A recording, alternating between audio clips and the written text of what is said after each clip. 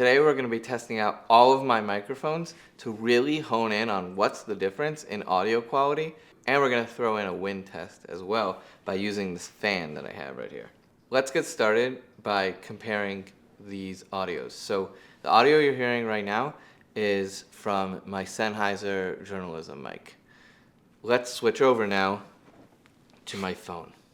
And obviously, like, most people are filming like this, right? When they film with their phones, they film with their phone away from their face.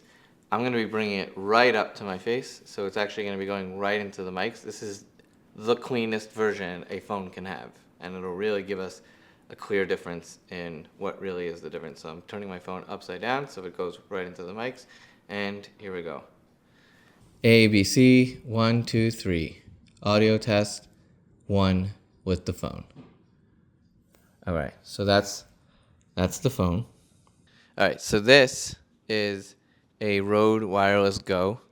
This is very common. People use this all the time.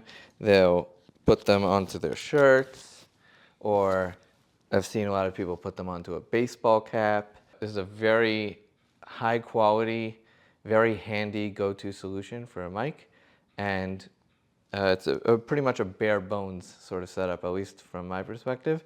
So that's this audio. So now I'm back with the Sennheiser mic, and this should be the cleanest of all my audios. This is by far my most expensive mic, and this is like a lot of times when I'm using this mic, it's like out of frame, pointing at me, and which is how it was at the beginning of this video, and now it's pointing like straight at my mouth, which should be the cleanest audio I have available to me. So now the question becomes, what happens if I'm in a noisy, really, especially a windy situation? So sounds like doors slamming and phones ringing, like that's going to be very hard to remove. And wind, there's some things that we could do about wind. So I'm going to turn on this fan at full power, and this way we can get a really good idea of what would it sound like if there was tons of wind. I think the hum of the engine is more than like what would be windy. So this is like that engine, actually, the motor has a considerable amount of noise. I turned down the motors so that it's less of the motor's noise and more of the wind's noise. So this is without a dead cat. A little bit have that thing with the blah, blah, blah, blah, blah. You know, it sounds when you're talking to a fan. Okay, so this is a dead cat, and it's like this fuzzy thing that eliminates a lot of wind noise. So we're gonna take off this foam, and this is what it looks like. And then we'll put this cat on, and now this should have less wind noise and less sort of wind rustling past the mic. So this is A, B, C, 1, 2, 3, how that sounds. And then we're going to switch back to the shotgun mic. All right, so this is the shotgun mic, an example of what that would sound like. All right, A, B, C, 1, 2, 3. And then this dead cat, actually, you put it over this foam.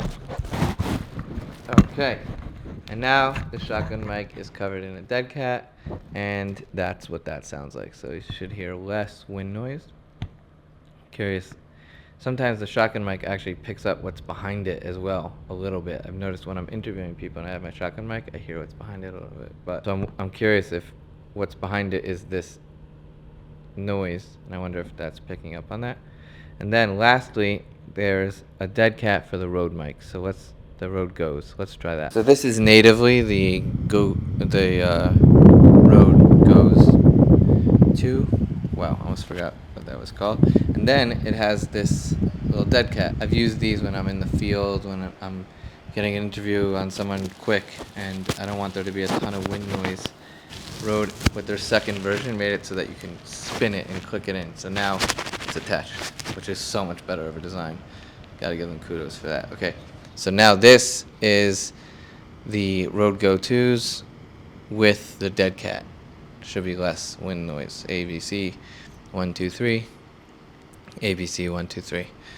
All right, so I hope that this was a really good demonstration for you so that you could see that not all mics are born equal, and there's a reason why some are like $30 and some are 120 and some of them are like 650 and up and up and up. So there's good reasons for that. And generally, it's so that we could film in more complicated, noisy, windy situations and still be okay. I'm realizing this dead cat was on for no reason. Why do we need this foam? It's for the plosives. Without it, there should be more and with it, with this, there's less of that. So thank you for joining me on this test. This is a video I wanted to create for such a long time, and I hope you enjoyed it as much as I enjoyed creating it.